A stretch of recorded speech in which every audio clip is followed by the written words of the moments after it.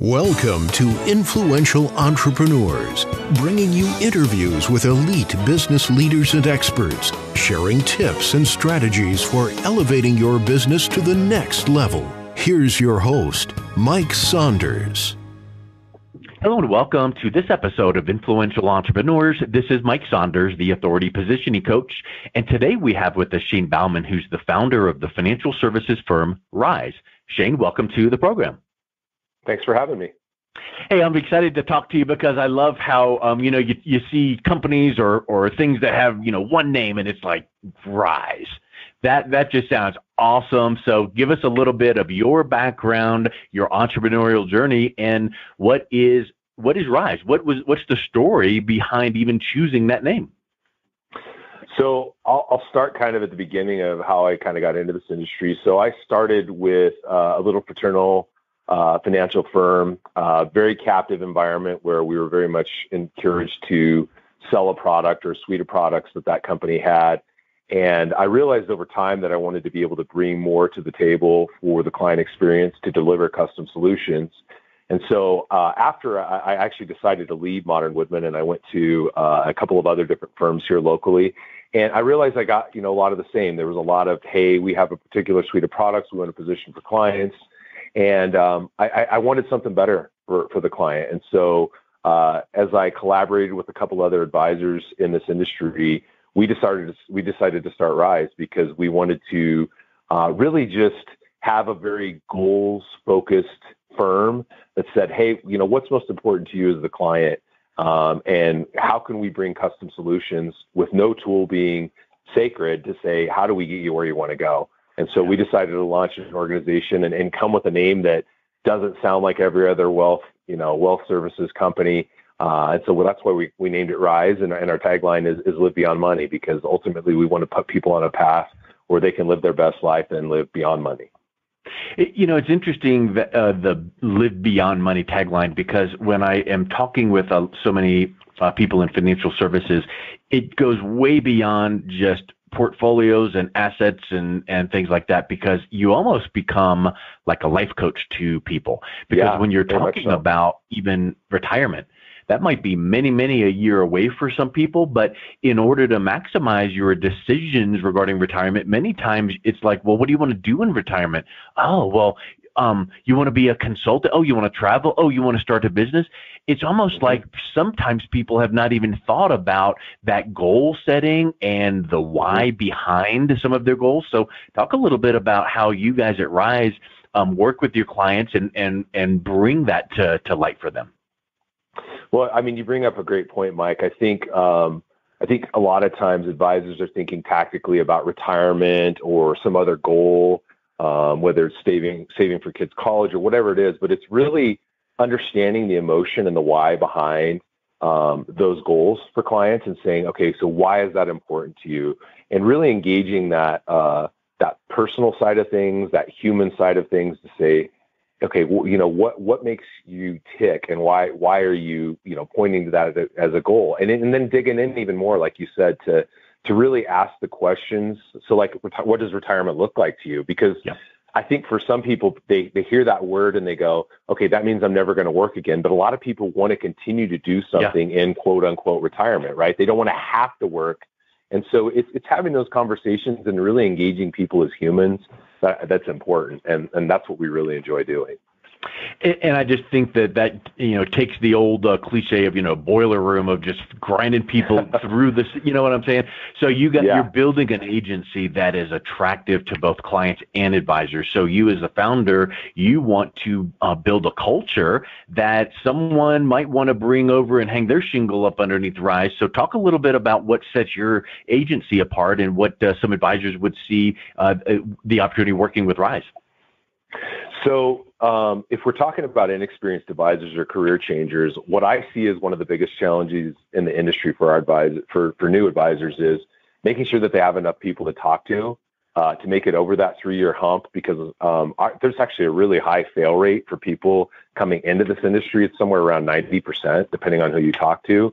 And so being able to have systems and strategies and a marketing process to help create more conversations is really important. That also bleeds over on what I would call the experienced advisor side, making sure that there's systems and a culture to scale their practice is really important. And being able to create those conversations on a favorable basis is really important. So having that repeatable and scalable process is a big deal to be able to help advisors succeed. And I think that, you know, how you just said, you know, everyone's definition of success is, and that might be the pre-retiree. Well, there's a lot of definitions of success for an advisor. So when you're talking about, you know, hey, let me go get licensed in whatever, and let me go work for a firm so I can whatever. Well, there's a lot of definitions. You know, you might just go, oh, I want a little bit of extra side income, or I might want to build a team up underneath the Rise umbrella. So what kind of opportunities are that way? It varies. I mean, it's really dependent on the advisor and what they're looking to accomplish. And now, granted, we're not a fit for everybody. But you brought up something on the client side of things. It's very similar on the advisor side. Like, I want to understand what's the why. Why do you do what you do? What gets you out of bed in the morning and gets you fired up? Because even if it's, I want to build a team of advisors, or, you know, I want to just do a little bit of this on the side, that's kind of empty if we don't understand the motivation behind it. And so engaging people and understanding what makes them tick, what fires them up, that's where we start. And we may or may not be a fit for the advisor, you know, based on our core values and what we're looking to accomplish. But I want to understand that first, so that I know, yes, we're either a fit, or no, we're not, because we're not going to bring somebody in just for the sake of hiring another advisor. We want to make sure that there's great alignment in our core values and what we're seeking to accomplish. Yeah, that is so great. And, you know, when you say we might not be a great fit, that's such a great indicator that you're not out there just trying to get anybody that breathes. And there's maybe I won't mention the name, but it's two initials and the last name Williams. I don't even know whether they're still around, but A.O. Williams way back in the day, and even the Primericas of the world. And I literally think that I'm remembering from 20 plus years ago, 25 years ago. I remember those organizations and others like them. They would just train up a housewife or a plumber or a carpenter, just get licensed and go out there and talk to people. Well, I feel like that is doing a disservice to the clients that they're working with, because they're really not focused on the best interest of the client. They're just trying to put numbers through a process there. Yeah, I agree. I don't, without mentioning names, I think this is an industry-wide problem. I think because there is such a high fail rate in that first 3 years, oftentimes the answer to that problem is just hire more people. Well, I think that's not looking at the situation and go, okay, that we're trying to address a symptom by hiring more people, instead of going, what's the core problem? Why are people failing out of the industry? I think that a lot of companies are not seeking to solve that problem, and we are. Yeah, that's huge. So what do you feel that, if you were talking about success in an advisor, what are some of the traits or values that advisors have to have or be willing to develop to be successful? So I'd say the first one, and you kind of either have this or you don't, and that's grit. And so what grit means to me is that you can have a tough day and you may need to go home and kind of take off your boots and just rest for the remainder of the day, but you got to get up the next day and you got to be willing to grind even after you've had a tough day, maybe got your teeth kicked in a little bit. That's the first one. And I really feel like you either have that or you don't. The next one is personal responsibility. So in this industry, it doesn't work to blame other people. You have to be able to take personal responsibility for what your future looks like. Are you showing up every day? Are you doing the things you know you need to be doing? And maybe a very similar trait to that, the third one would be respectful candor. You need to be candid with yourself and with others about where you're at, about the nature of the relationship that you have with those people. That's the third one that's really important. And the last one is heart. I mean, we have to be doing things for the right reasons. We have to put the needs of others before ourselves, and it's inevitable that we'll be successful. And unfortunately, the industry, that last one, a lot of it is focused on how much money you can make in this industry, and less on how are we making an impact, how are we moving the needle for people. If we focus more on the latter, the money seems to take care of itself. So those are really the four that I think advisors must possess, at least to be successful at Rise.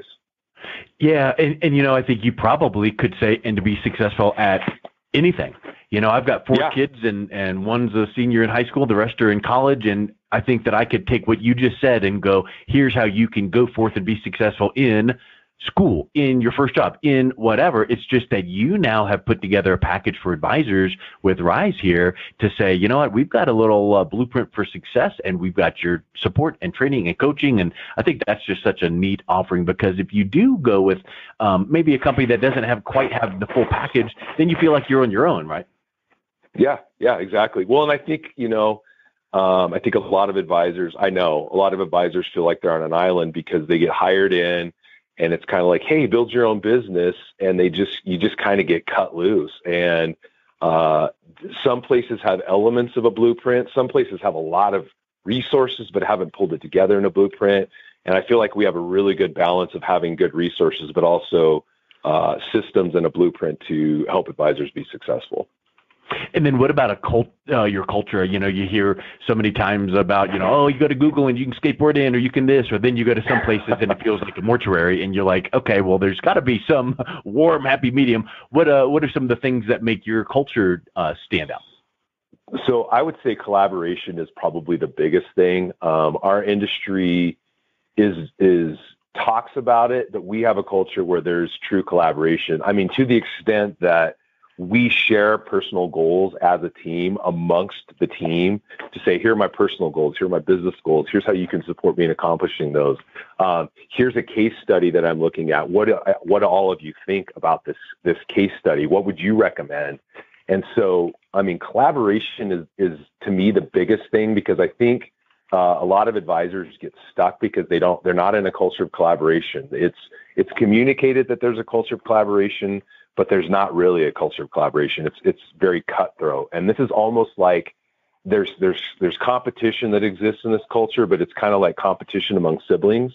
Like, you want your sibling to be successful, but you still want to kind of beat them. So it's kind of that tension between, hey, I want to see this other person succeed, and I think I can help them succeed, but they can also help me succeed. And at the end of the day, if I beat them, that's awesome too. Well, and there's nothing wrong with that, because I remember way back in the day, I used to work for JP Morgan Chase, and my boss would get so happy when one of the guys would come in, and I was in the mortgage banking division, and one of the guys would come in with a brand new car, and he'd go, good. What's your payment? And he'd say the payment is like, good, because now it's going to, motivate you to sell more and do more. Well, if there's that friendly competition, not, backstabbing and cutthroat, but friendly competition, that really is that, electric, exciting culture. Mm-hmm. Yeah. And we've actually, it's funny, the reason I was a little bit late for our call today is we were literally doing our weekly culture meeting. So the leadership team, we're very committed to having a system and a process to enforce the experiences that advisors are having. And we've created a system to enforce the culture that we want to embody at Rise. So awesome. Well, I just think that it's really neat just to hear like a fresh perspective and just to see what you guys are doing over there at Rise. So Shane, what's the best way that someone hearing this might go, you know what, maybe I could take a call with Shane and just learn a little bit more and see if there might be a right fit there? Yeah, so our website, the URL is risebeyondmoney.com. You can also find me on LinkedIn. My name is Shane Bauman, Bauman. And those are probably the two best ways to get a hold of me, is either via the website or on LinkedIn. Awesome. Well, Shane, thanks so much for coming on today. It was a real pleasure talking with you. Yeah, thanks, Mike. It was great. You've been listening to Influential Entrepreneurs with Mike Saunders. To learn more about the resources mentioned on today's show or listen to past episodes, visit www.influentialentrepreneursradio.com.